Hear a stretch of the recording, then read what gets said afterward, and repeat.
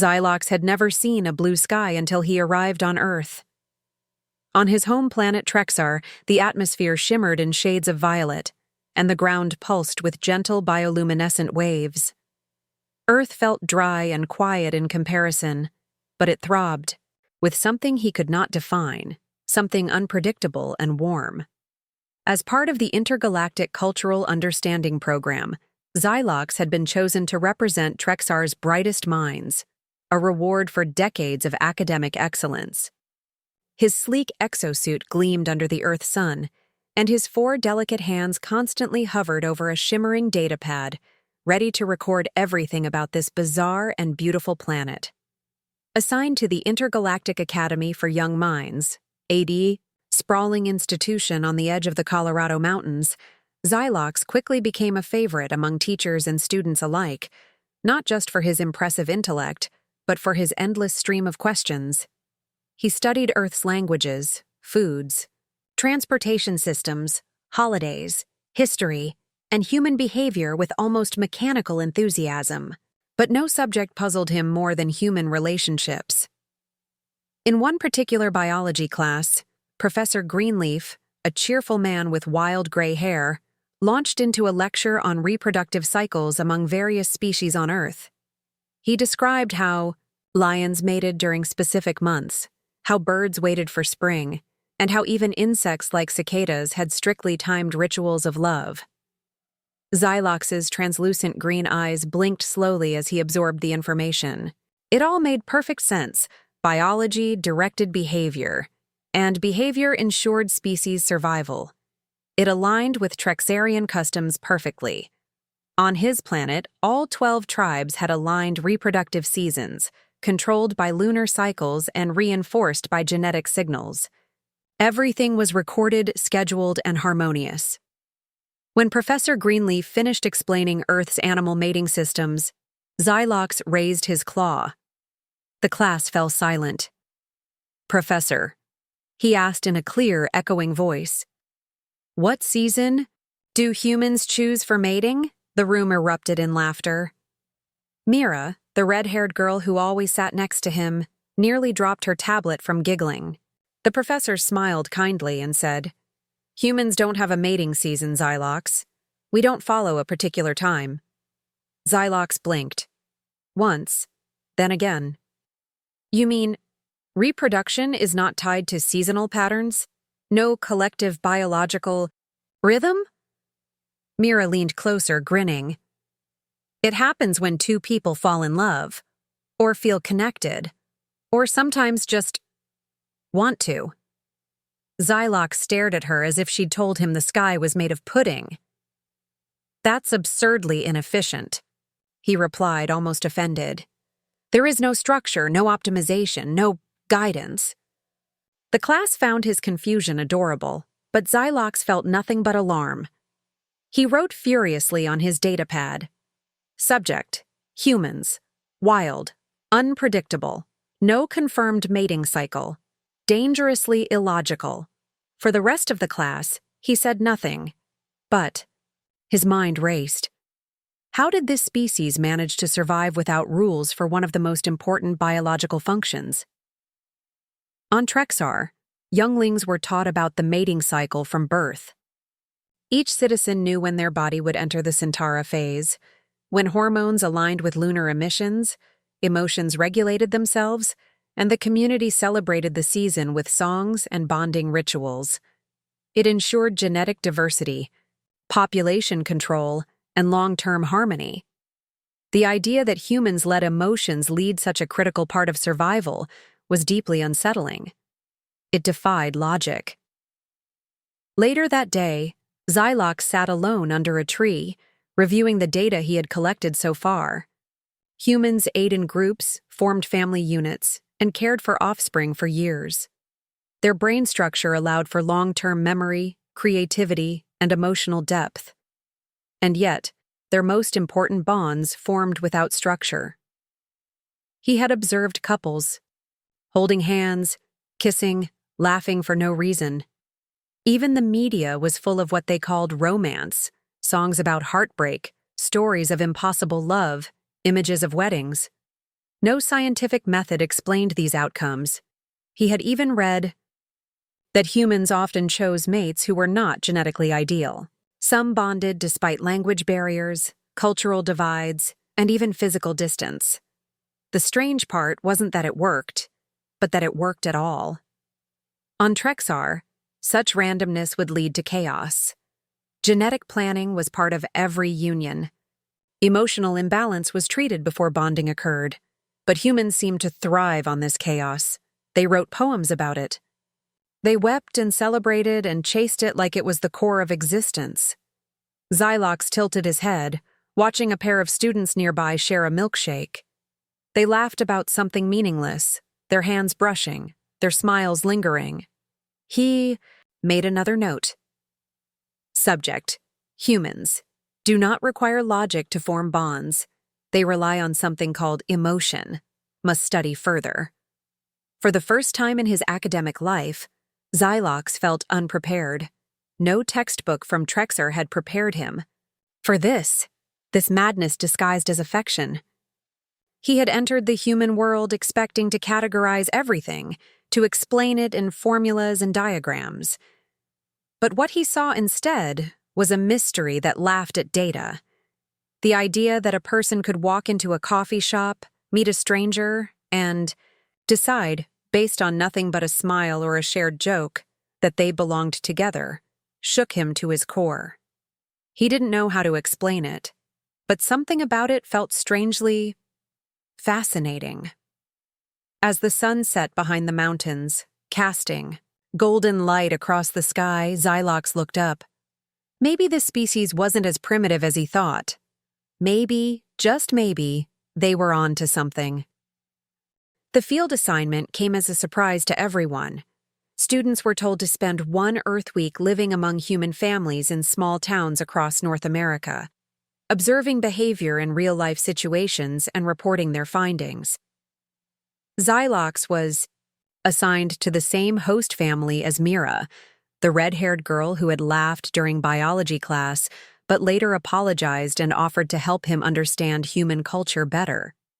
Her family lived in a quiet, pine-scented town nestled between gentle hills and snow-dusted peaks. When Xylox stepped off the hoverbus and onto the gravel driveway, the air felt crisp and filled with unfamiliar scents: cooked meat, chimney smoke, and blooming flowers. Mira's mother welcomed him with a bright smile, her hands dusted in flour from baking. Her father waved from the porch, dressed in a sweater and jeans, sipping something warm from a cup. Xylox bowed in greeting, his translator humming softly as it adapted to their voices. The house, built from wood and warmth, felt like a different world from Trexar's crystalline towers. There were photographs on the walls, the smell of cinnamon in the air, and a dog who barked once before curling up near the fire as if nothing about Xylox was strange. Over the next few days, Xylox documented everything. Each morning began with breakfast, an event far more emotional than nutritional. Mira's parents chatted about dreams, the weather, and plans for the day, laughing at little things and sometimes simply sitting in silence, enjoying the moment. This quiet intimacy confused Xylox. On Trexar, mornings were for goal setting, health checks, and hormone alignment exercises. Emotions were logged, processed, and regulated before work began. Yet here, humans seemed to wake up with chaos and affection already running through their systems, and still everything functioned. During the afternoons, Xylox and Mira walked around the town. Couples strolled hand in hand beneath budding trees. Teenagers gathered in cafes, giggling over shared screens. Older pairs sat on benches, holding each other's wrinkled hands as if nothing else mattered. At one point, Xylox paused outside, a bookstore, staring at the poster in the window. A movie about a couple who met during a train delay and fell in love over a weekend. "That never happens," he muttered, confused. Mira grinned and replied, "It does. Maybe not often, but when it does, it's magic." He tilted his head. "What scientific value does this magic hold?" She shrugged. None. That's the point. That night, during dinner, Xylox turned to Mira's parents with genuine curiosity. "When did you decide to begin your mating cycle?" he asked, his tone respectful and earnest. Silence fell across the table. Mira choked on her water, and her parents exchanged a look before bursting into laughter. Her mother placed a hand over her heart and smiled. "We fell in love. That's when we knew." Xylox blinked. "How did you detect compatibility? Were there hormone samples exchanged? Emotional graphs shared?" The father chuckled. "We just spent time together. We talked, we laughed, we got through tough days. One day, I realized I couldn't imagine life without her." Mira's mother nodded. "It's a feeling, not a process." Xylox frowned slightly, tapping notes into his datapad beneath the table. Humans determine reproductive partnership through emotional proximity and time-based bonding. No genetic pre-screening. No tribe council approval. Extremely risky method. But even as he wrote, he noticed the way Mira's parents smiled at each other. There was something steady and glowing between them, something that could not be measured by charts or algorithms. That night, Xylox sat on the porch alone, watching the stars blink above. The same constellations shone above Trexar, but here they felt closer, almost like they were listening. He thought about the stories he had heard that week, of love letters, found in attic boxes, of couples who met during power outages, of whispered promises and stubborn hearts. None of it made logical sense, but it pulled at something inside him, something he didn't yet have a name for. The next day, Xylox attended a community event called a picnic. Families gathered in a wide park, spreading colorful cloths across the grass and sharing meals from baskets. Children played games that involved chasing each other and screaming in delight. At one point, an elderly couple danced slowly to music from a small radio. No one else joined them, but no one laughed either. They danced as if they were the only ones left in the world. Xylox couldn't stop staring. He approached and asked them gently, "Why do you still perform this ritual after so many years?" The old man smiled. "Because every time we dance, I remember falling in love with her." The woman leaned on his shoulder, her eyes closed. "And I remember that he never stopped choosing me." Xylox stood there, stunned. On Trexar, bonds faded with hormonal cycles and were renewed with new partners. Relationships were important, but temporary. Here, love seemed to stretch across decades, ignoring time and decay. As the sun dipped below the horizon, painting the sky in shades of orange and gold, Xylox sat on the grass, feeling the earth beneath his strange, slender legs.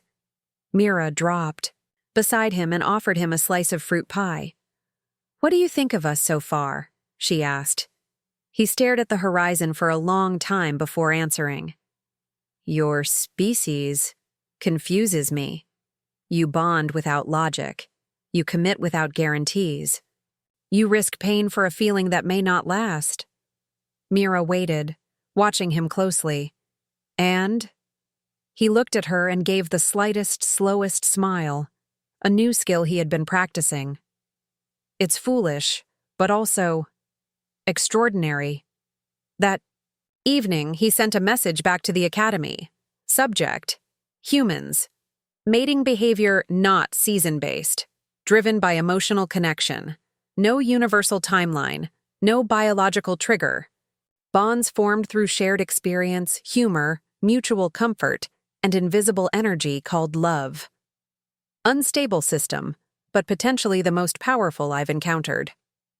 As the message blinked away into the stars, Xylox looked up once more and whispered a quiet thought, not meant for any recorder. Maybe unpredictability has a purpose. Xylox began spending his afternoons at the town library, a quiet place filled with wooden shelves and the gentle rustling of pages turning. There, surrounded by the scent of old books and fresh ink, he immersed himself in stories written by humans, for humans. He read novels that spoke of love lost and found, of strangers meeting under rainy skies, of heartbreak so deep it changed lives, and of joy so sudden it lit up entire pages. Every tale offered a new angle, a new mystery. Some love. Stories happened in airports, others in battlefields, coffee shops, or even in silence between neighbors who had known each other for decades. None of them followed a rule or a pattern. Each narrative stood alone like a fingerprint, unique and impossible to predict. Xylox devoured them all, confused yet fascinated. He had never considered that something as essential as bonding could occur without permission from logic, without approval from science.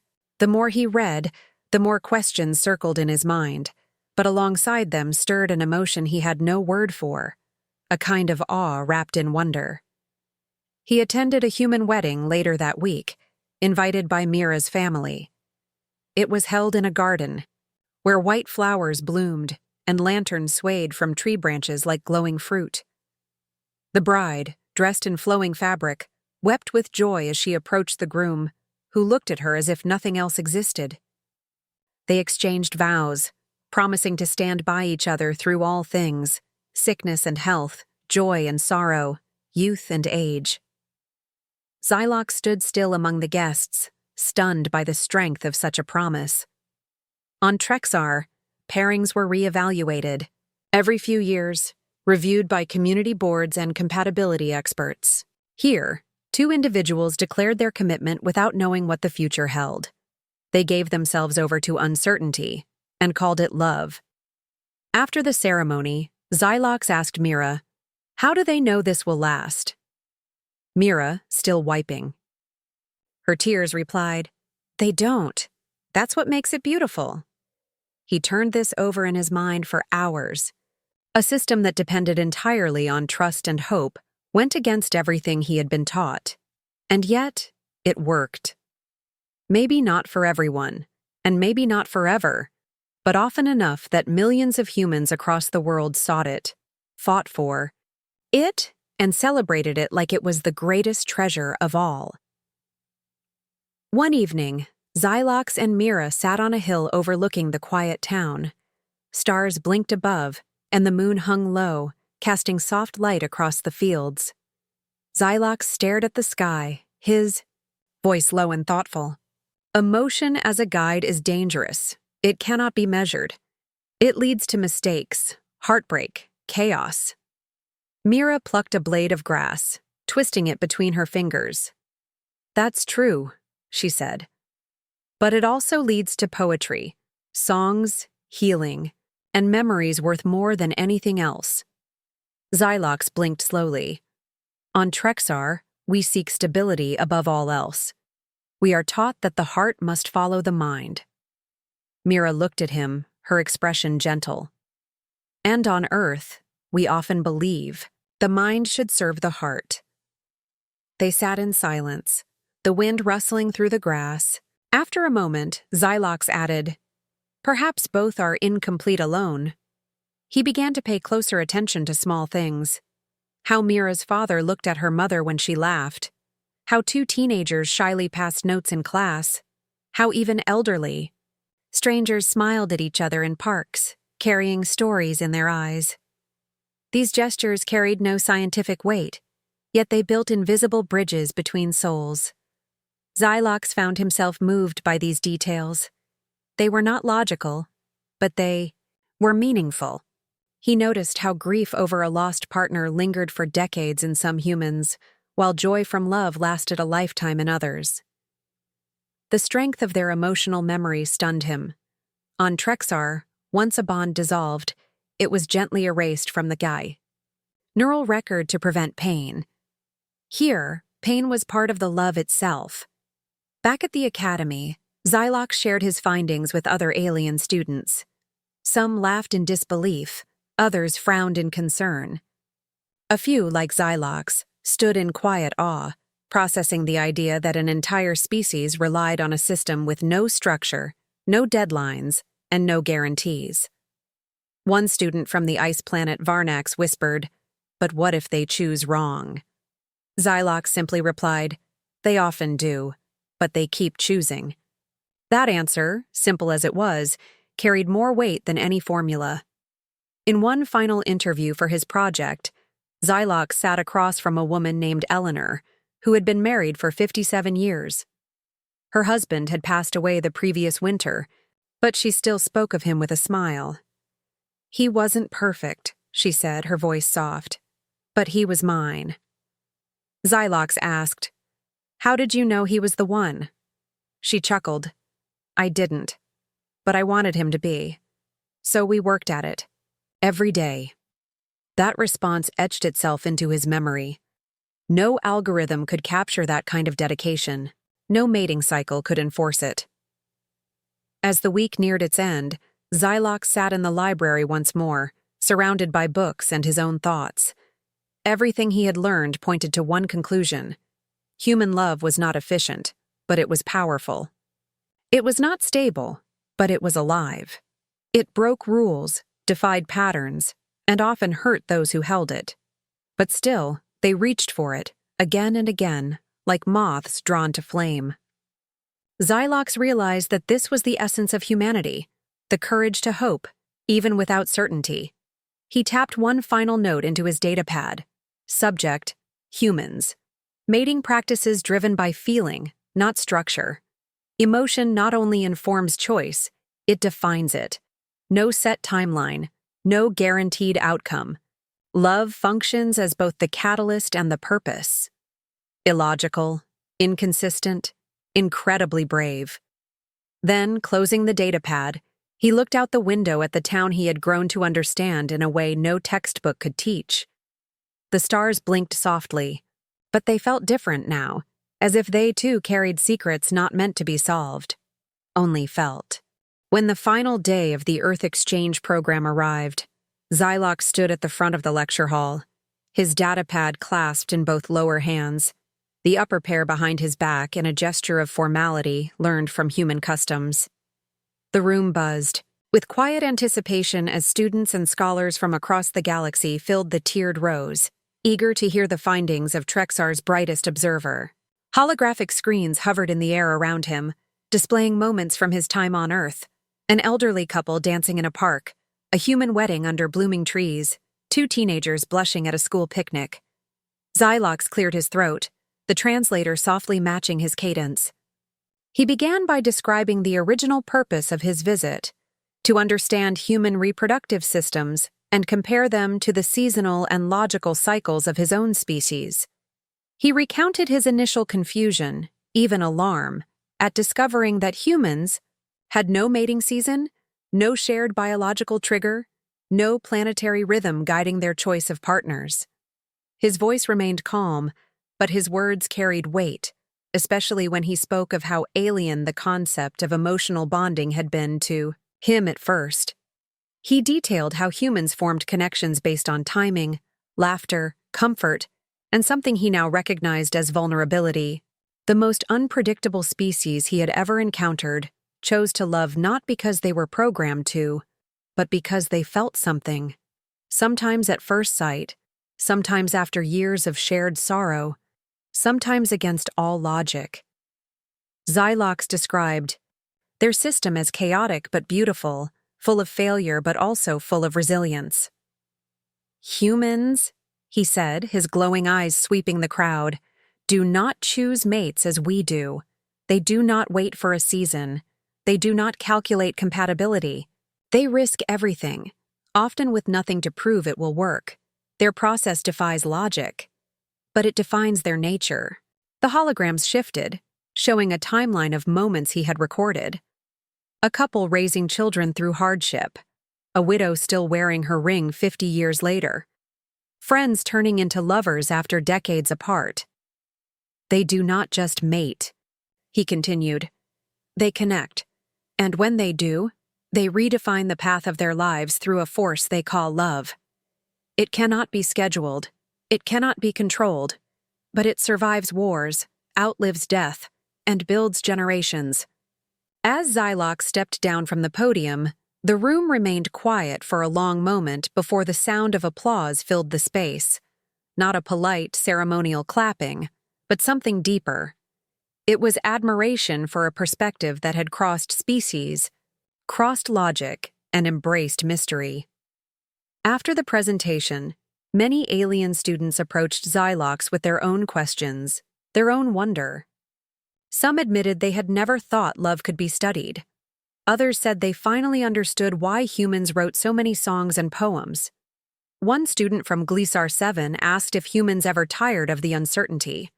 Xylox simply replied, "They fear it, but they chase it anyway. That is their strength." Later that evening, Xylox found himself back in the Earth classroom where everything had begun. The sun was setting outside, bathing the room in warm orange light. Mira entered, carrying 2 cups of something warm. She handed one to Xylox and sat beside him. Neither spoke for a while. They just watched the shadows move across the desks. Finally, Mira asked, "So, do you think we're hopeless romantics or just a bunch of emotional fools?" Xylox stared into the drink, its surface reflecting the dimming sky. "You are both," he said softly, "and that may be why your species is unlike any other I've encountered." She smiled, brushing a strand of hair behind her ear. "Did we change your mind?" Xylox looked at her, a rare expression flickering across his face. "You changed my understanding," he answered. "On Trexar, I was taught that emotion must serve reason. Here, I learned that emotion can be the reason." They sat in silence again, not as strangers, not as student and observer, but as 2 beings who had learned something sacred from each other. When the time came to return to his home planet, Xylox packed slowly, almost reluctantly. The Earth clothes he had bought now folded beside his formal robes, the books Mira had gifted him sealed carefully in a memory capsule. At the shuttle bay, Mira waited with a smile that didn't quite reach her eyes. She handed him a small envelope. "Open it when you're far away," she said. Xylox nodded. As the engines hummed and the stars called, he turned one last time to wave. In the quiet of space, far from Earth's gravity and noise, Xylox opened the envelope. Inside was a photograph of the 2 of them, laughing at the hilltop where they had watched the stars. On the back, a single sentence was written. "Some things are not meant to be understood, only felt." He stared at the photo for a long time, the stars outside blinking like distant heartbeats. He made one last entry into his datapad before locking it away. Conclusion: humans do not have a mating season. They have something far less predictable. They choose love. And in doing so, they prove that survival is not just about biology. It is also about belief. As the ship sailed silently through the galaxy, Xylox looked ahead into the infinite, forever changed by a species brave enough to love without rules.